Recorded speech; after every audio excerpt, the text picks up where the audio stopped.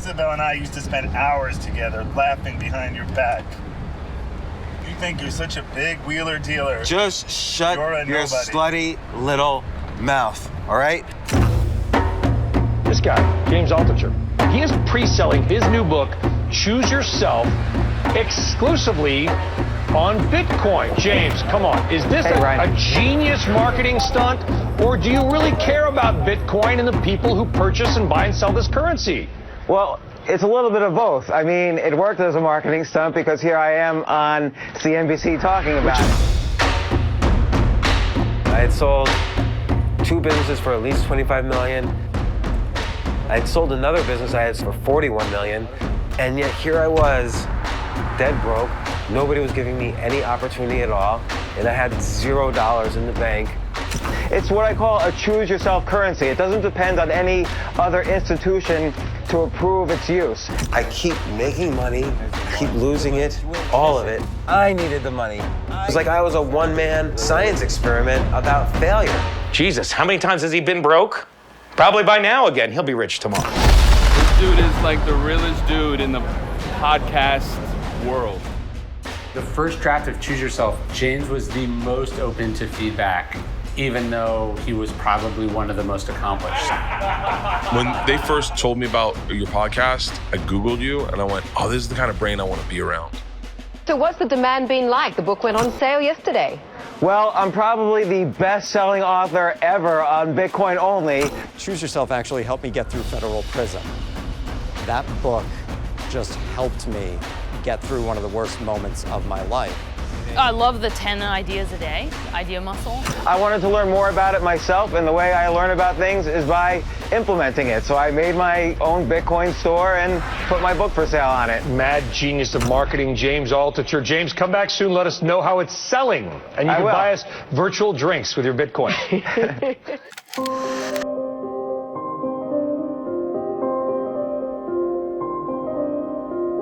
James Altucher, he made it in the tech world. He made a lot of money. He lost a lot of money. He bought a big apartment. He had to sell it. He's had some highs. He's had some lows. I think he's in a really great spot right now because, number one, well, he's got one of the most popular podcasts out there.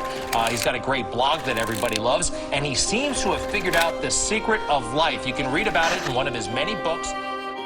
I was trying to figure out how can I kill myself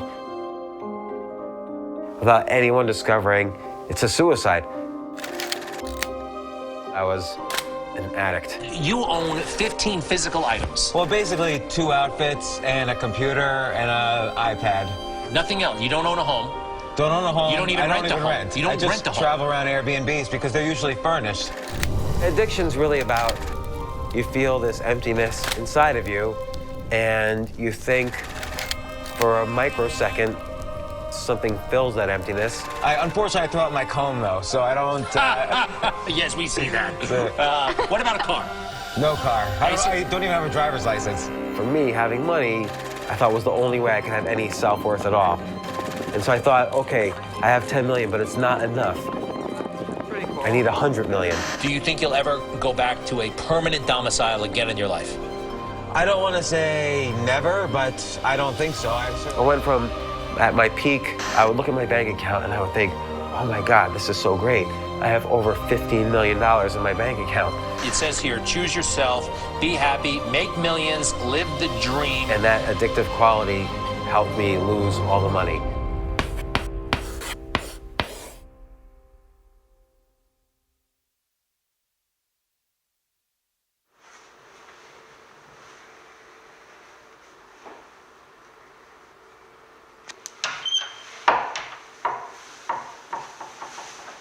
When you fail, it means you failed. It means you're a failure. And it means you're gonna have to work even harder now to succeed than the person who hasn't lost everything. I was always in this situation where I would work really, really hard and someone could take half a second to say no to me. So I was always depending on other people choosing me. And that happened when I was writing fiction. I was writing all these novels and there wasn't self-publishing back then. I would have to pitch to publishers, and they would say no. Choosing yourself is not about being an entrepreneur and starting your own thing. It might mean being great at your company, or it might mean being an artist or being homeless, who knows, whatever you want to do. But to not be imprisoned by the constant stories society tries to enslave us with. These are just stories that are told. I can choose not to believe them. I could choose not to sign up for them. This is one small example. We've been all fed this American mythology. It's a mythology that built up over decades and centuries, and it's go to college. James, he says I kicked him out of graduate school. He never showed up, so that made it very hard to keep him in graduate school. Get a solid 9-to-5 job, rise up in that job. I read your article on why you should quit your job. And I said, should I quit my job? And then you said yes, and we talked about it. Buy a home, have a family, have 2 kids and a white picket fence. Well, there was a fascinating story in the New York Times. The headline said something like, why self-help guru you only owns 15 things. I was able to, for 2 years, own nothing and live nowhere. And yet, I lived quite well. Work hard every day for your boss, retire with them, save your money in 401ks so you can retire a wealthy person. We are the only animal that can create and believe in fictional stories. There's a lot of stories on the dollar bill. Money is probably the most successful story ever told because it's the only story everybody believes. So I think the system has been corrupted. Of course, corporate America wants you to think that the best philosophy is to stay at your job for 40 years. They don't want you to quit. Buy a home right next to the corporate factory, so it's harder for you to move and quit your job.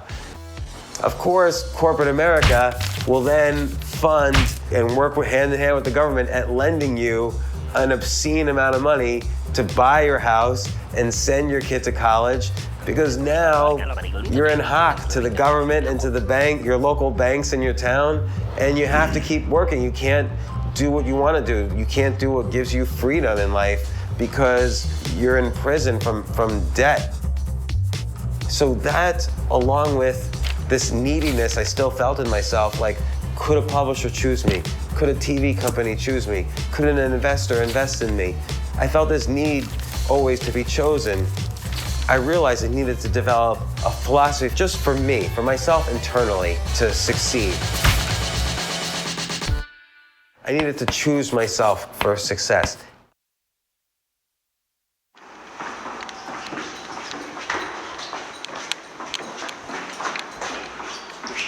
There's always a back door to everything you want to do. I got rejected by every graduate school for computer science. My grades weren't good enough.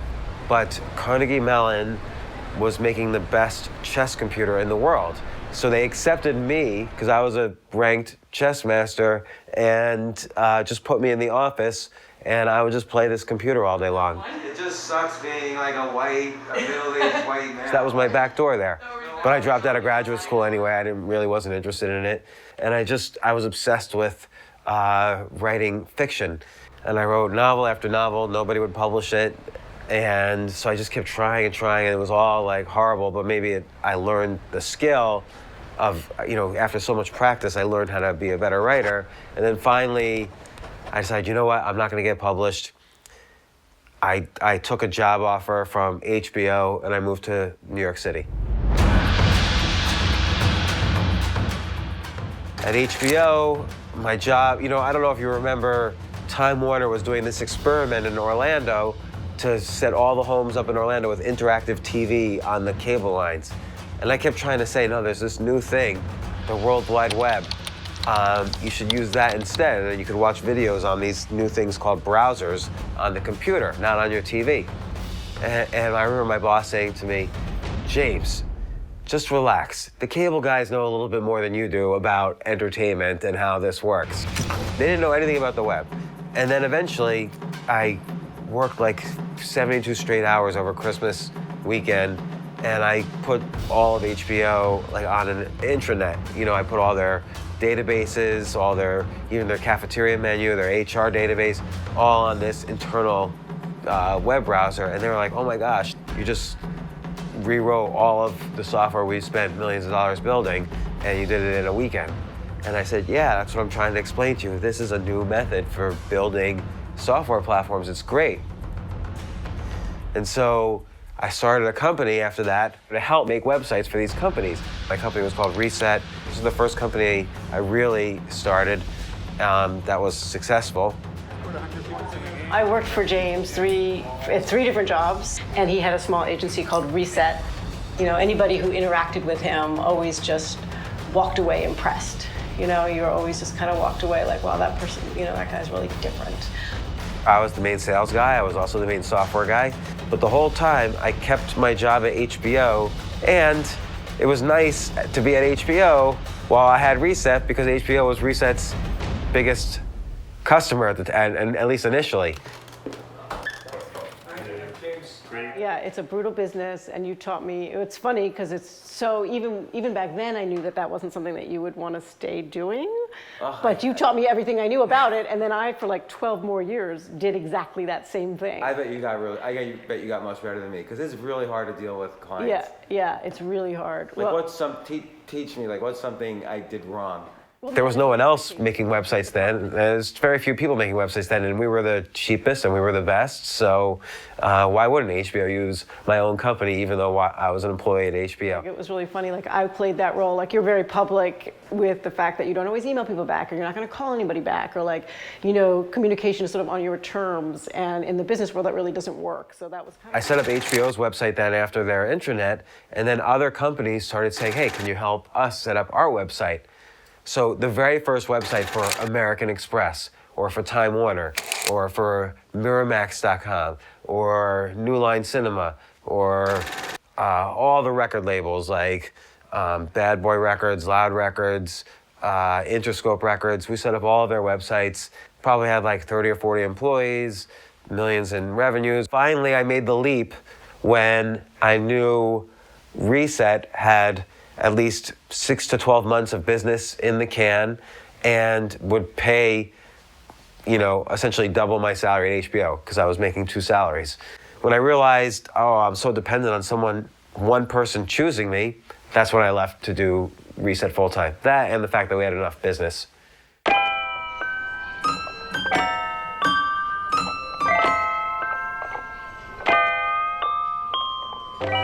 Everything about being an entrepreneur is hard. I actually hate being an entrepreneur. It's the worst possible job compared to almost anything else. For instance, let's just compare it to a 9-to-5 job. Being an entrepreneur is a 24-hour job. It's not an 8-hour job. You never leave the business at work. You're always selling, you're always thinking about it. You wake up in the middle of the night thinking how you're gonna pay everybody, because you're totally aware that the first person not getting paid is you. You never have to think about that in a 9-to-5 job. And then you have to learn how to sell, you have to learn how to negotiate, you have to learn how to keep customers happy, you have to learn how to execute better than everyone else, or else you'll lose the customer. So it was very hard. It was like being thrown into the fire and learning how to survive. And then selling the business. A lot of entrepreneurs are good at making a product, but they might not be good at selling their company or knowing this is the right time to sell the company, and then they fail to sell the company. It's hard to sell a company because someone asks you, why do you want to sell your company? Well, the only real answer is, I want to get fucking rich. So I sold that company like any reasonable person would, on a multiple of profits instead of on the dream, which is what everybody else was doing. So everybody else was selling their company for $500 million, and I sold mine for about $15 million. For my entire life, I had never had more than $100 in my bank account before. And now suddenly, I had millions of dollars in my bank account. And I thought like, oh, we're in New York City. If I can make it here, I can make it anywhere. So I started just throwing all the money around. I bought the biggest apartment in New York City and totally redesigned it from scratch. I started investing hundreds of thousands of dollars in every stupid company I could find, like the worst possible companies I would invest in. I got obsessed with poker. I played poker for 365 days straight without a night off at every underground club in New York City. And then I had a house in Atlantic City. I would fly a helicopter there and play poker there. Went to Las Vegas on my birthday, would play poker there. And when I say play poker, I would like land in Atlantic City on like a Friday night, and I would not leave the casino until Sunday night and then fly the helicopter back. So I was obsessed with playing poker. I should have stuck with that actually, because I'm a good game player. I should have stuck with that instead of investing in businesses. But when you're investing money, you have to say, is this a good product? Are we in a good environment? Is this a good person to invest in? Are my co-investors smart and intelligent? Did I do enough due diligence and background checks? Does the entrepreneur know how to eventually sell his company? And then what does the macro environment look like? Are we heading for a fall? You know, do I have enough gunpowder, so to speak, to keep on going if the market crashes? So the answer to all these questions was no on almost every single one of my investments. And I lost everything.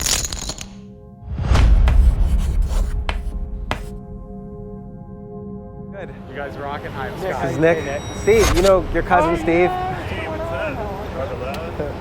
James, as an investor, he believes in not only the idea or the people, and then he gets himself comfortable in the business. James does not look back. He is completely fearless. Let's at least come up with one new venture. All right. So far, we've done oil, refining. James, when he's convinced, he gets very directional and he goes big, fast. So that sets him apart. It was 2003, 2004.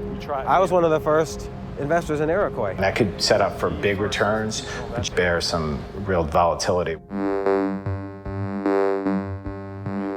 The last time I looked at my bank account during this period, I had $143 in my bank account. I was getting a divorce. I was broke from these houses I had bought. The investments I made were not paying off. I felt it was like the end of my life. I felt suicidal. Update. Still the same?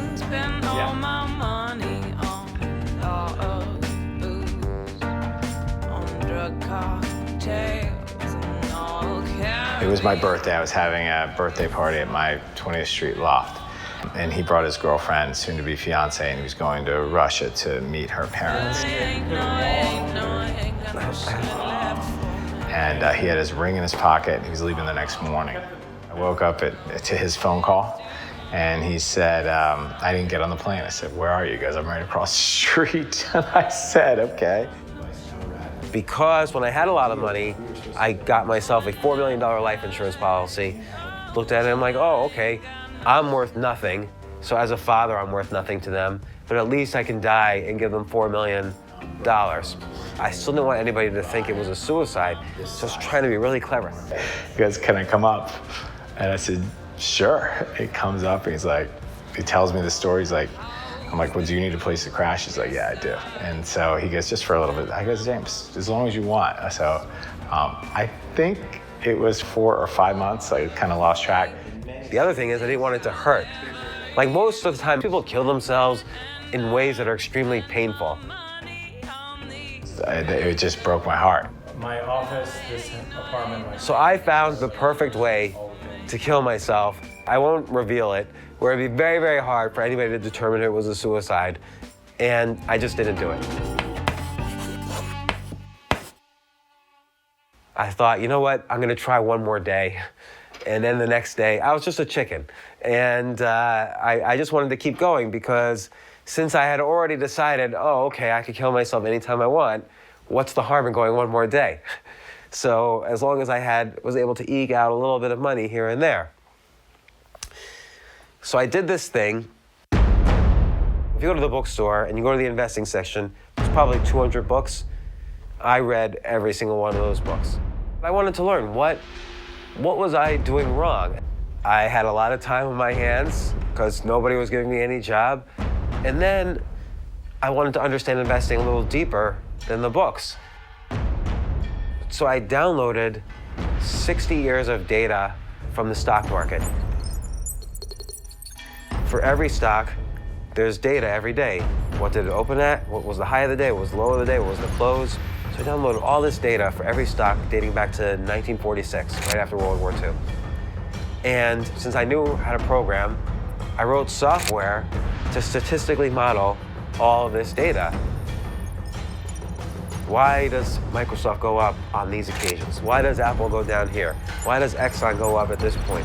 What happens statistically to a stock right before it's acquired? Does volume go up? Does the price slowly go up without any news? So I downloaded all this data when there was news announcements or when there was earnings reports. So I developed maybe 1,000 different patterns of when you can make an investment that was statistically significant as a trade. So this was good. I started to build up again, and I started to understand investing small amounts of money is a way to make a lot more money than investing big amounts of money. And I would make consistent money almost every single day. I wasn't making enough to pay for my huge mortgage and to pay for all my losses, but my investing itself turned very successful. But I still couldn't do anything with it. And again, I had read every single book on investing. No one would believe that. And I had no background in professional investing. I was forced to move and go into hibernation. I'm not gonna shut my slut little mouth. Isabel and I used to spend hours to get. No, you say that. You want to shut your slutty little mouth. No, but I already said slutty little mouth before. Oh, you did? Fine. Okay, Isabel and I used to spend hours together laughing behind your back. Well, why would you even do that? Why was I even a topic? What was the line? What was that? We're in a tunnel, so it's hard for me to read. Questions are so much more important than answers. For a podcast, no matter who the guest is, in order for me to have enough knowledge and experience to even ask them one question, I have to put myself through experiences that are out of my comfort zone. No, yeah, so I have to say that line. Gives you a chance to explore. I should have killed you, Barbara, instead of her. I had to psychologically come off of this feeling of being stuck, of being completely lost. When you're at that point, when you're on the ground, when you're crying, when you're all by yourself and you feel there's nothing, absolutely nothing you can do, what can you do to come back from the grave? And I realized it was the same exact sequence of events each time to come back and find success. How was I treating myself physically in terms of health? How was my emotional health? How was my mental health? And how was my spiritual health? And I try to learn 1% a day. I try to get 1% better a day. And that 1% a day really works. So divide it into the micro skills, find the best, find ways to teach and explain or write about it, and then find peers to contest my skills. Assume I'm stupid, learn from everybody around me, and then act on that. What I call effective habits of mediocre people is not necessarily a bad habit, it's how you perceive it and how you make use of it. Combining pretty good ideas to create an even better idea. That's idea sex. If most of the decisions you make in life every day are your own, then that's freedom. Gradually, as I was doing this, as I was choosing myself for success and not letting anyone else choose me, every part of my life improved. And because of the methods, I had a better sense of how to take advantage of these opportunities and which ones to say no to and which ones to say yes to. Both of you, even though you don't know who I am, but I feel like I've read your books, I've just heard your voice in the car for years. Thank you for that. The other thing I did, though, during this period was every morning, I'd wake up at 6 in the morning, I would take a waiter's pad. I started writing 10 ideas a day of things I could do. I had nothing to do. So I would write down 10 ideas a day, and then I would start doing them. One person was Jim Cramer. I gave him 10 ideas for articles he should write. And he said, these are amazing ideas. Why don't you write them? So he literally hired me for his company to write these articles. So suddenly I was making money writing these articles about investing. Hi, this is James Altucher. I'm here at TheStreet.com. Started writing for TheStreet.com, then I started writing for the Financial Times, then the Wall Street Journal. When is enough on the money side? Because of my affiliation with Jim, someone who liked my finance writing bought me a birthday gift. He said, I bought you JamesAltucher.com. And I didn't care. I was writing for the Financial Times, the Wall Street Journal. I didn't think I needed my own website. The second person was Victor Niederhofer. For the podcast listeners, I think it was like 16 years ago, I worked for your brother, Victor, for his hedge fund business. You went on to become a much bigger success. You started a multi-billion-dollar hedge fund. He was a hedge fund manager. I sent him 10 of my software programs. Here's the track record. You can see it works. And he said, this is amazing. And he eventually gave me some money to invest. And I started investing for other people, not just for me. Suddenly I was a professional writer, and suddenly I was a professional investor. So I started coming up with other ideas of things to build. And I built dating websites, I built all sorts of crazy websites. And then the final one, stockpicker.com, that's stockpicker spelled without an E. There were several things about Stockpicker. First, it was like a social media site. You could upload your whole portfolio, I could upload my portfolio, we could start messaging each other, hey, you own the same stocks as me, or an algorithm would match us. So the 100 best investors, I loaded up their portfolios so you could match to see. So A, you could see what's Warren Buffett investing in, you could see how close you are to matching with him. Then there were message boards, then there was Q&A, you could ask questions like, what do you think Apple's earnings are gonna be like? And then all my software that had been giving me signals for years, I put that all in there so that signals would just be triggered automatically and people could see what systems were triggering what signals. And people were saying, are you crazy? You're giving away all your software that you spent years building. And I was like, I just want this site to be the best possible site. So I said to TheStreet.com, the CEO, Tom Clark, I met with him and he said, James, why are you doing this on your own? Let's do this together. And at this point, it was just in kind of the sketch phase. And I said, Tom, I'm already doing this. I'm almost done with it. And I'm talking to everybody. And he says, no. Do it with TheStreet.com. So I said, sure. I said, are you thinking of 2 or 3%? And he said, no, 50%. And I said, deal. So I was happy to have Jim Cramer, who was the biggest shareholder of TheStreet.com, I was happy to have him as a partner in this business. And we launched it. And we quickly got millions of users, and everybody wanted to acquire us. Every single company out there, Yahoo, AOL, I spoke with Google, but TheStreet.com said we can't have any other company own the other half, we'll buy the other half. And so they bought Stockpicker, valuing the whole thing at $10 million. So then I did the exact same thing. I bought a huge house. I bought 2 houses. And I started making crazy investments, and I was so frustrated. I remember waking up one day and looking at my bank account, which was nearing zero, and I would say to myself, I can't believe I made millions of dollars again, and I'm broke again. Like, how stupid could I be? So 5 or 6 years after this guy bought JamesAltucher.com for me, I hit reply on his email. Thanks for the birthday gift, I'll take it. And that kind of started the next wave of my career.